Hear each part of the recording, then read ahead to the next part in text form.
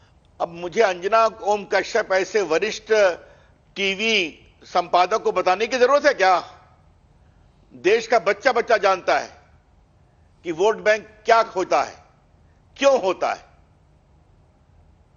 मैं कभी आतंकवाद कोई भी हो, हिंदू मारे गए, मुसलमान मारे गए, वो सभी आतंकवाद के पीड़ित है। क्या आतंकवाद के कारण मुस्लिम नहीं मारे जाते हैं क्या? हिंदू नहीं मारे जाते हैं क्या? बिल्कुल है। लेकिन आपने पूछा कौन, तो मैं आपसे एक बात उठाऊंगा। एक बहुत बड़ा बहादुर सेकंड लेफ्टिनेंट था कश्मीर का, जो सेना में था, अपने ममेरे भाई की शादी में गया था, वो मारा गया था, उसको उठा के ले गए थे बारात से। याद है ना आपको? इन नेताओं ने उसकी आलोचना की थी क्या? वो एक औरंगजेब कश्मीर पुलिस राइफल्स का एक बहुत बड़ा जवान था, उसको उठा के मारा गया था। इन लोगों ने उसके बारे में कुछ बात कही थी क्या? उसके पिताजी ने कहा मेरा एक औरंगजेब बेटा चला गया, मेरे 2 बेटे और हैं, मैं सेना में भेजूंगा। आपके चैनल पर हमेशा आप दिखाती हैं ना कश्मीर में वहां की जमात के लोग किस तरह से आज सिक्योरिटी फोर्सेस में आ रहे हैं। क्या उनको टारगेट नहीं करते हैं? तो उनको टारगेट करने पर खामोशी, जो शांति के देवदूत और सुरक्षा के कर्मी बन रहे हैं, और जो आतंकवादी देश के लोगों को मारते हैं, कमजोर करते हैं, उनके पक्ष में पुलिस की कार्रवाई को झूठा बताकर पुलिस के पूरे मनोबल को कमजोर करना, तो ये वोट बैंक है या नहीं है, ये मैंने आपको साफ साफ बता दिया। सर, क्या मुस्लिम तुष्टीकरण को साधने की का एक जरिया यह भी था बाटला हाउस एनकाउंटर पे? चाहे सलमान खुर्शीद जो बोल रहे थे, जो दिग्विजय सिंह बोल रहे थे, जो सलमान खुर्शीद सोनिया गांधी के बारे में बोल रहे थे, ममता बनर्जी बोल रही थी। अब सीधा करके आपसे पूछती हूं, क्या ये मुस्लिम तुष्टीकरण का हिस्सा है विपक्षी पार्टियों का? ये आपका आरोप है? बिल्कुल, इसमें छुपाने की क्या बात है भाई? सलमान खुर्शीद बड़े वकील हैं। सलमान खुर्शीद भारत के विदेश मंत्री रहे हैं, भारत के उस समय भी शायद कानून मंत्री थे यूपीए की सरकार में। ममता जी मुख्यमंत्री हैं, केंद्र में मंत्री रही हैं। आप कैसे कह देंगी कि ये फेक इनकाउंटर है, वरना मैं पॉलिटिक्स छोड़ दूंगी, क्षमा करिए। और सोनिया गांधी यूपीए की चेयरपर्सन है, उनकी सरकार है, उनकी सरकार, मनमोहन सिंह की सरकार, चिदम्बरम गृह मंत्री हैं, मोहन शर्मा को अशोक चक्र दे रहे हैं और आपके आंख से आंसू निकल रहे हैं। दिग्विजय सिंह पार्टी के महामंत्री हैं और आजमगढ़ जाकर जिनके माथे पर गोदी झूठा दिखाकर पूरे बाटला हाउस की घटना पर सवालिया निशान खड़े कर रहे हैं। तो इसे क्या कहा जाए? यही तो है वोट बैंक।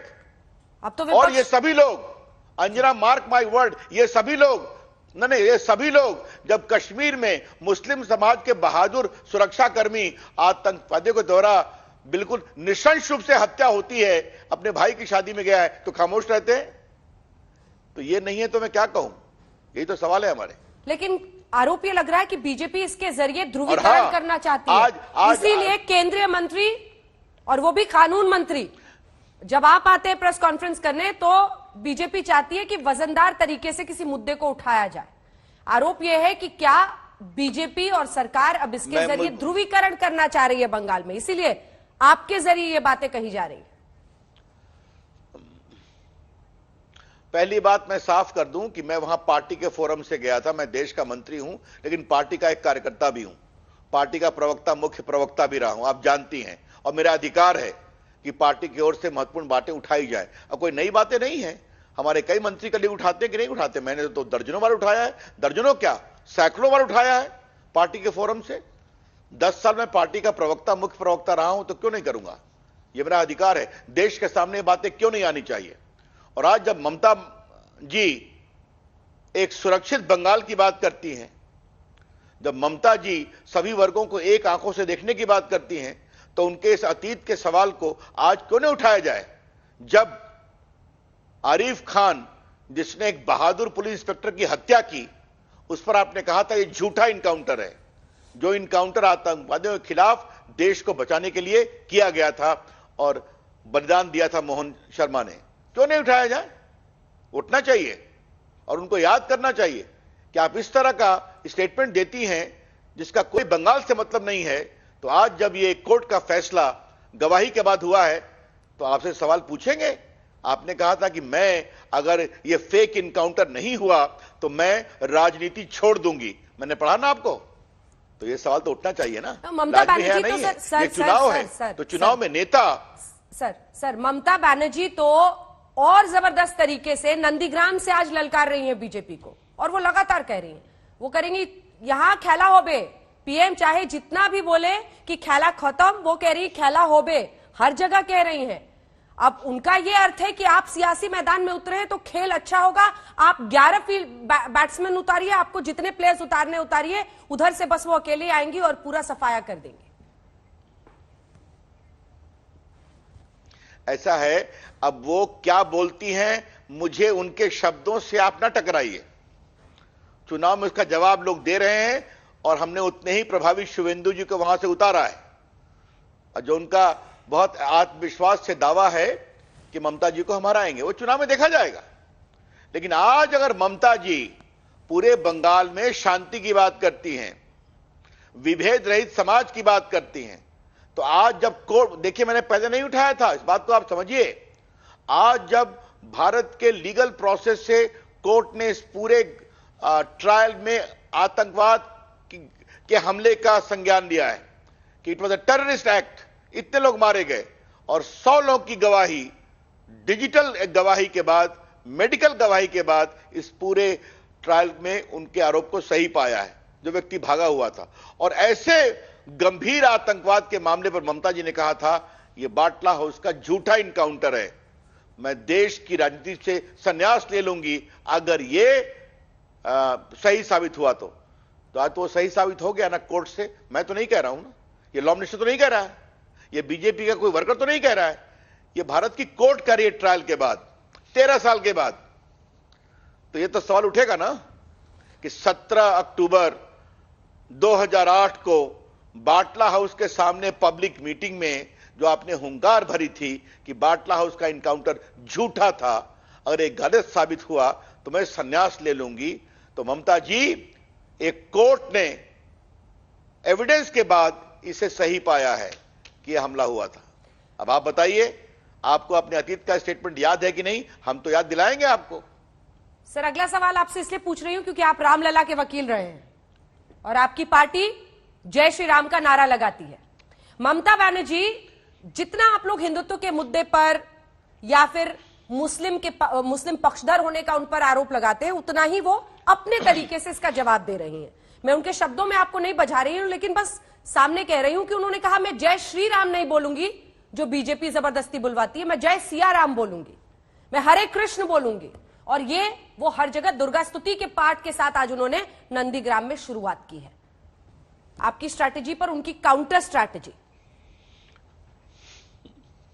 सर, बड़ा आश्चर्य लग रहा है अंजना जी कि आजकल ममता जी सरस्वती पूजा कर रही हैं, दुर्गा स्तुति का पाठ कर रही हैं। अच्छा लग रहा है देख करके। ये वही ममता जी हैं जिनके राज में दुर्गा माता की मूर्ति के भसान के लिए कोर्ट से परमिशन लेने की मजबूरी थी। ये वही ममता जी हैं जहां हनुमान जयंती पर आयोजकों को लाठी खानी पड़ी थी, याद है ना? ये वही ममता जी हैं जहां सरस्वती पूजा करने पर मनाही थी। और आज वो अगर दुर्गा जी का पाठ करके अपना नामांकन भर रही हैं तो रविशंकर प्रसाद के चेहरे पर मुस्कुराहट है। ये तो लग रहा है उनको भी दबाव आ रहा है। देखिए, मैं रामलला के वकील के रूप में बात नहीं करूंगा, लेकिन मैं उनको एक बात जरूर स्मरण दिलाऊंगा और आज आपके चैनल के माध्यम से देश के लोगों को बताने की कोशिश कर रहा हूं। सुप्रीम कोर्ट के जो 5 जजेस का फैसला है उसके 3 बिंदु को याद रखिए। ममता जी, अरे अंजना जी क्षमा करिए, आप क्या लिखा है सुप्रीम कोर्ट ने? बाबरी मस्जिद बनने के बाद भी मुस्लिम पक्ष के द्वारा ऐसा कोई सबूत नहीं पेश किया गया कि वो बाबरी मस्जिद के एकमात्र नियंत्रण कंट्रोल में थे। नंबर 2, बाबरी मस्जिद बनने के बाद भी हिंदुओं का विश्वास कभी नहीं डोला कि यह प्रभु राम का जन्म स्थान है, वहां जाकर वो नमन करते थे, वेदी पर प्रणाम करते थे। और तीसरा, आर्कियोलॉजिकल सर्वे ऑफ इंडिया के खोज से स्पष्ट है कि बाबरी मस्जिद एक हिंदू मंदिर की बुनियाद पर बनी थी। यही तो मेरा इलाहाबाद में मैंने बहस किया था, फिर वो कानून मंत्री था, सुप्रीम कोर्ट ने 5 जजेस ने साबित कर दिया। तो इसके लिए इतनी लड़ाई क्यों हुई थी? क्या क्या इन लोगों ने कहा था राम जन्मभूमि के बारे में कि आप लोग बजरंगी लोग, एक भी सबूत नहीं है, देश का माहौल खराब कर रहे हो। लेकिन प्रभु राम की मर्यादा के अनुरूप कोर्ट से फैसला हुआ, तब उस पर वो क्या रिएक्ट करती हैं, गाड़ी रोक के किसको डांटती हैं, जय श्री राम। उनको जय श्री राम सुन के इतनी क्यों परेशानी हो जाती है? अंजना जी, जय श्री राम तो भारत के गांव गांव का अभिनंदन का प्रतीक है। सर जय सिया राम में क्या प्रॉब्लम है? इसके लिए क्या परेशानी है? लेकिन आज वो कोई प्रॉब्लम नहीं है। लेकिन अगर जय श्री राम पर उनको जय सिया राम और जय श्री कृष्ण बोलना पड़ा तो ममता जी को भी समझ में आ रहा है कि हवा किधर बह रही है। यह मैं आपसे कह रहा हूं, चाहे वो जय श्री राम हो, चाहे जय सिया राम हो, चाहे जय श्री कृष्ण हो, चाहे जय हनुमान हो, चाहे जय मां दुर्गा हो, जय मां काली हो, यही तो है भारत की विविधता। क्यों नहीं है? होनी भी चाहिए ना। लेकिन ममता जी के राज में दुर्गा पूजा के भसान के लिए हाईकोर्ट जाओ, सरस्वती पूजा के लिए हाईकोर्ट जाओ, हनुमान जयंती की कोशिश करो तो लाठी खाओ, पिटो, क्योंकि कुछ लोग को उससे चिंता थी, तो कुछ लोग के वोट की अधिक जरूरत थी। ये थी सियासत। और आज अगर वो पूजा कर रही है तो अच्छी बात है।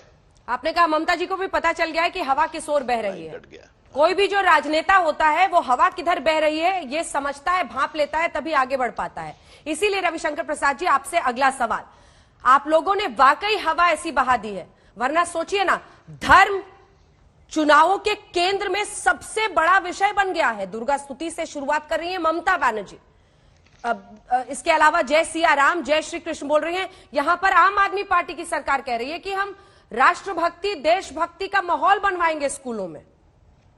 आपने यहां हिंदुस्तान की पॉलिटिक्स की धुरी में अब धर्म, देशभक्ति, राष्ट्रवाद को कुछ ऐसा डाला है कि अब सारी पार्टियां ये समझ गई है कि यहीं से सत्ता का रास्ता निकलेगा और आपको परास्त करने का भी यही रणनीति होगी जो आपने अभी तक अपनाई है। देखिए अंजना जी, आपने देश की सियासत को बहुत लंबे समय से देखा है एक वरिष्ठ पत्रकार के रूप में। ये इसे कहते हैं टेक्टोनिक शिफ्ट। जब देश की राजनीति और चुनाव होता है तो मुद्दे आते हैं, तो मुद्दे धर्मनिरपेक्षता के भी आएंगे, मुद्दे स्यूडो सेक्युलरिज्म के भी आएंगे, मुद्दे लोगों की भावनाओं को किस तरह से कुचला गया वो भी आएंगे। अब आज तो लोग क्या क्या बोलते थे, अब आज लोग दुर्गा स्तुति गान कर रहे हैं। और कुछ लोग, ये श्रीमान अरविंद केजरीवाल जी का स्टेटमेंट आपने दिखाया था ना, ये पूरा बाटला हाउस पर अभी आपने सुनाया था ना, अब वहां से अरविंद केजरीवाल राष्ट्रभक्ति की बात कर रहे हैं। तो ये तो हमारी सोच की विजय है ना। हमने हमेशा इन लोग को ललकारा था कि आप लोग देश की मुख्य मिट्टी से कटे हुए हो, क्योंकि देश सुरक्षा पर कॉम्प्रोमाइज नहीं करता। उन्होंने रियलाइज किया। लेकिन देश के लोग सही और नकली लोगों में फर्क करना भी जानते हैं। देश के लोग ईमानदारी से कौन देश की सुरक्षा के प्रति, राष्ट्रभक्ति के प्रति समर्पित है और कुछ लोग वोट के लिए ये सौदागरी कर रहे हैं, ये भी देश के लोग जानते हैं। देश के लोगों को फैसला करें दीजिए ना। हाँ, करें दीजिए। बहुत बहुत धन्यवाद आपका रविशंकर प्रसाद जी, केंद्रीय मंत्री आज तक पर आने के लिए, हमारे तमाम सवालों का जवाब देने के लिए। धन्यवाद सर। बहुत बहुत धन्यवाद। तो हमारे साथ केंद्रीय मंत्री रविशंकर प्रसाद जी जुड़े हुए थे, जिन्होंने ये कहा है खुलकर कि जनता ही सब फैसला करेगी, लेकिन असली और नकली के बीच में करेगी। और आज माफी मांगनी चाहिए इन तमाम पार्टियों को जिन्होंने बाटला हाउस एनकाउंटर को एक वक्त पर फर्जी करार दिया था। सुधांशु त्रिवेदी जी, सांसद और राष्ट्रीय प्रवक्ता भारतीय जनता पार्टी के, अखिलेश प्रताप सिंह जी हमारे साथ जुड़ गए हैं। अखिलेश जी खूब गदगद लग रहे हैं जी। ब्रेक के बाद। बोले और भाग गए। इंटरव्यू दे रहे थे सर, इंटरव्यू दे रहे थे। आपका मुकाबला सुधांशु जी करेंगे। बंगाल में चुनाव है, बाटला पर दाव है, इसी पर आप देख रहे थे केंद्रीय मंत्री रविशंकर प्रसाद जी को। हम तस्वीरें आपको दिखा रहे हैं इस वक्त। ममता बनर्जी नंदीग्राम पहुंची हैं, जहां वो नामांकन दाखिल करने वाली हैं कल, लेकिन उससे पहले आज उन्होंने एक बड़ी सभा को संबोधित किया और अब वो एक मजार पर पहुंची और मजार पर वो चादर चढ़ा रही हैं, जैसा कि आप देख रहे हैं।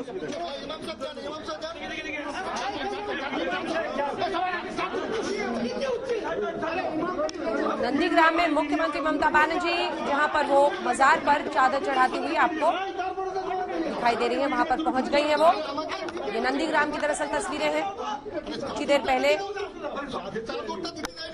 हिंदुत्व वर्सेस मुस्लिम तुष्टीकरण की राजनीति पर चर्चा हो रही थी और इन्हीं तस्वीरों के साथ बहस को वापस लिए चलते हैं। जल्दी से अखिलेश प्रताप सिंह जी आपका रिस्पांस पहले लेते हैं, फिर सुधांशु जी फौरन आपके पास आऊंगी। अखिलेश जी, आपने सुनी ही मंत्री जी की बातें, जी अब माफी मांगेंगे? जी, मैंने कहा गया था कि सलमान बता। खुर्शीद जी ने कहा था कि आंसू बहाए जा रहे थे, जिस तरह से ये फर्जी एनकाउंटर किया गया था। आज नहीं, कल ही आरिस खान को दोषी करार दिया है कोर्ट। जी, अभी मैंने सुना आपका इंटरव्यू, देखा आदरणीय मंत्री जी को मन भाया प्रश्नों से आपने उन्हें काफी देर तक इंटरव्यू लिया। जो सवाल पूछने चाहिए थे आदरणीय मंत्री महोदय से, जो आपने नहीं पूछे, मैं पूछता हूं, उसका जवाब ये देश जानना चाहता है। आदरणीय रविशंकर प्रसाद जी, जब ये एनकाउंटर हुआ था तो किसकी सरकार थी? कांग्रेस की थी। जब वो लोग पकड़े गए थे या एनकाउंटर में मारे गए थे तो किसकी सरकार थी? दिल्ली में कांग्रेस की सरकार थी। जब चार्जशीट लगा था कोर्ट में तो किसकी सरकार थी? कांग्रेस की सरकार थी। जब सजा हुई थी, 2 लोगों को आजीवन कारावास हुआ था अदालत के द्वारा, तो किसकी सरकार थी? कांग्रेस की सरकार थी। और ये सारे इन दुर्दांत आतंकवादियों को इस हद तक पहुंचाने का कार्य तत्कालीन गृह मंत्री चिदंबरम जी और दिल्ली की पुलिस ने किया। आप कैसे कांग्रेस पार्टी या कांग्रेस के किसी नेता पे इस तरह से अनर्गल मिथ्या आरोप लगा सकते हैं सिर्फ अपनी वोट बैंक की राजनीति के लिए? एक अपराधी फरार था, उसको आपके समय पकड़ा गया, उसी तथ्यों और सबूतों और गवाहों के आधार पे उसे कल सजा हुई और आप अनर्गल आरोप कर रहे हैं। तो सलमान खुर्शीद झूठ बोल रहे थे? अरे जनाब, जो मैंने पूछा वो तो सवाल आपने पूछा नहीं। सलमान खुर्शीद झूठ बोल रहे थे, वो तो सुना। अरे भागिए सवाल से, भागिए भागिए भागिए। सवाल भाग में नहीं रहा हूं, आप भाग रहे हैं। आप पहले तो आप अपना सर्टिफिकेट देने की पुरानी आदत को अपनी जेब में रखिए। आप नंबर 1 अपने जेब में रख लीजिए। आप अपनी जेब में रखिए, अपने जेब में आप रख लीजिए। अपने सवाल और एक सेकंड देखिए अखिलेश प्रताप सिंह, जब तक आपका कोई एक सेकंड अखिलेश प्रताप सिंह, आप और आपकी ये पुरानी आदत है, जब सवाल आपके मन के हो तब आप वाह करते हैं, जब सवाल आपको पसंद ना आए तो आप परेशान होते हैं। मेरे सवाल का जवाब दीजिए, और आपसे सर्टिफिकेट की जरूरत नहीं है, ये दोहराते हुए अखिलेश प्रताप सिंह, मैं आखिरी बार आपसे कह रही हूँ, आपसे मैं कह रही हूँ कि आपके सर्टिफिकेट की जरूरत नहीं है मुझे कि क्या सवाल पूछने हैं नहीं पूछने हैं। आपसे जो पूछ रहे हैं उसका जवाब दीजिए, और ये पुरानी आदत मीडिया पर हमला करने की बंद कीजिए। आपको इस सवाल का जवाब देना होगा। उन्होंने कहा था सोनिया गांधी ने आंसू बहाए थे, इतना झूठ बोल रहे थे। सुन लीजिए, जवाब लीजिए।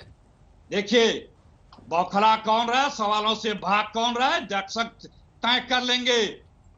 जो मैंने तो कर ही रहे हैं मौजूद, हाँ सुन लीजिए, परेशान मत हुई। क्यों परेशान हो रही है? परेशान तो आप हो रहे हैं। आपकी भ्रिकुटी ऐसी तनी हुई है शुरू से, खुली नहीं रही। नहीं तनी हुई है, आपकी भ्रिकुटियां ऐसी तनी हुई हैं कि जिसका कोई मिसाल ही नहीं हो सकता है। सवाल का जवाब छोड़कर पूरी कहानी सुना देंगे। मैं डिबेट को क्यों डिस्टर्ब कर रही हैं? आने दीजिए, उत्तर अभी और आने दीजिए। सवाल तो ये भी आपने पूछा था बंगाल के प्रदेश बीजेपी अध्यक्ष से कि जो कहता था कि राम मर्यादा भगवान नहीं है।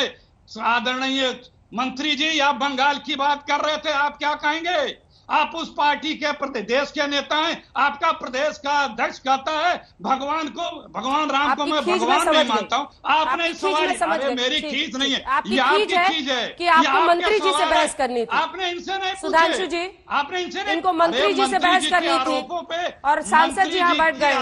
जवाब दीजिए अब इनको, देखिए वरना लगातार बोलेंगे। पहले मेरी अखिलेश जी ने एक बात बोली कि किसकी सरकार थी। अखिलेश जी, आपने अच्छा बोला, चोरी चल रही है। आपने सवाल का जवाब नहीं दिया अखिलेश प्रताप सिंह। आप लोग एजेंडा चलाएंगे, आपने सवाल का जवाब नहीं दिया। मैंने सवाल का जवाब दे दिया। आपने सवाल का जवाब नहीं दिया। मंत्री और आपने, अरे मंत्री से मेरा सवाल का जवाब नहीं दिया। मेरा सवाल था। अब हो गया, इनकी पुरानी कहानी नीचे कीजिए। सुधांशु जी की आवाज सुनाइए। सुधांशु जी, सवाल का जवाब दीजिए। अच्छा, बिल्कुल।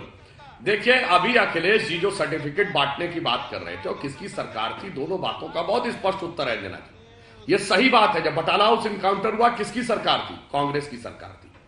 बलिदान हुए इंस्पेक्टर मोहन चंद शर्मा को अशोक चक्र मिला 2010 में 9 में, किसकी सरकार थी? कांग्रेस की सरकार थी। फिर सोनिया जी की आंखों में आंसू, फिर सोनिया जी की आंखों में आंसू क्यों नहीं आए?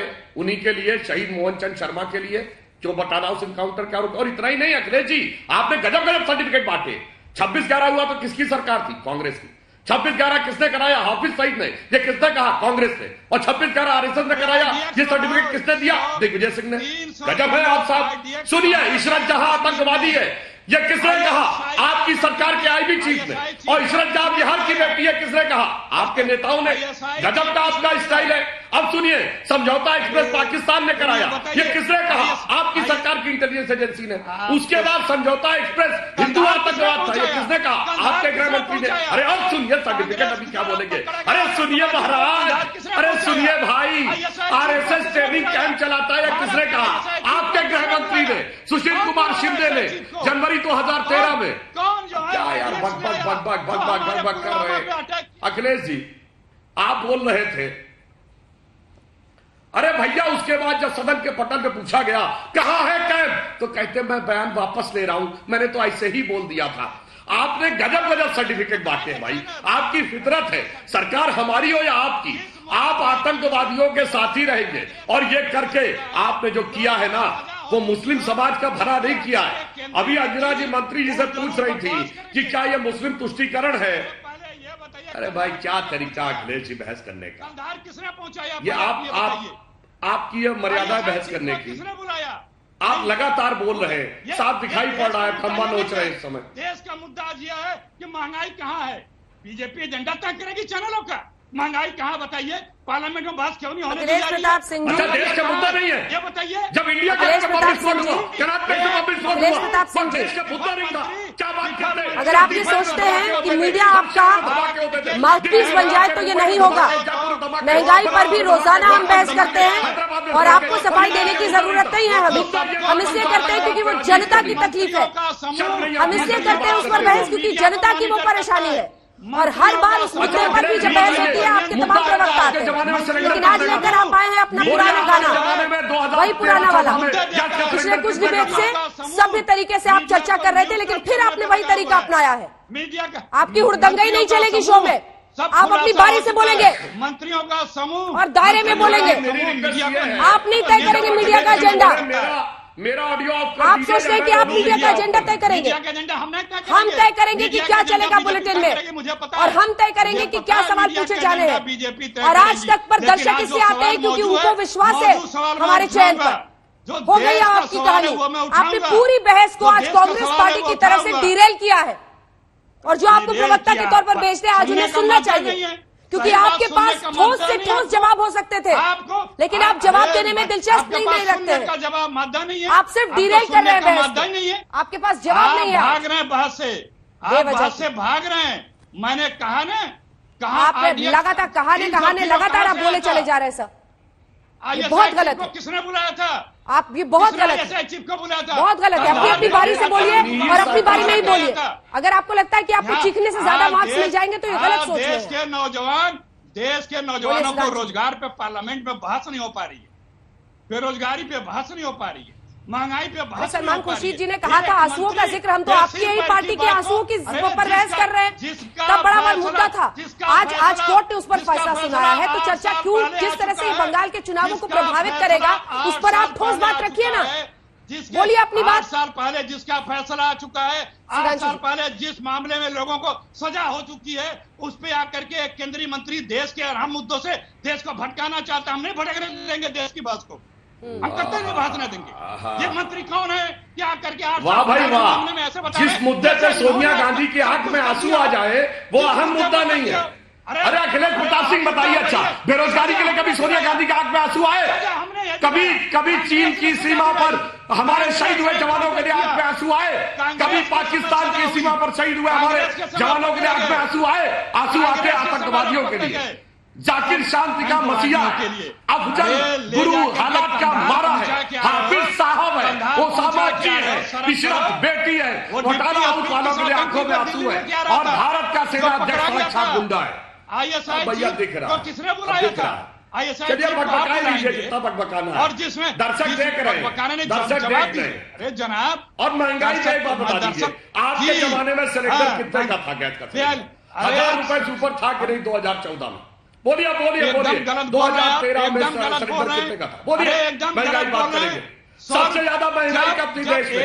अरे सबसे ज्यादा महंगाई कब थी देश में? बोलिए।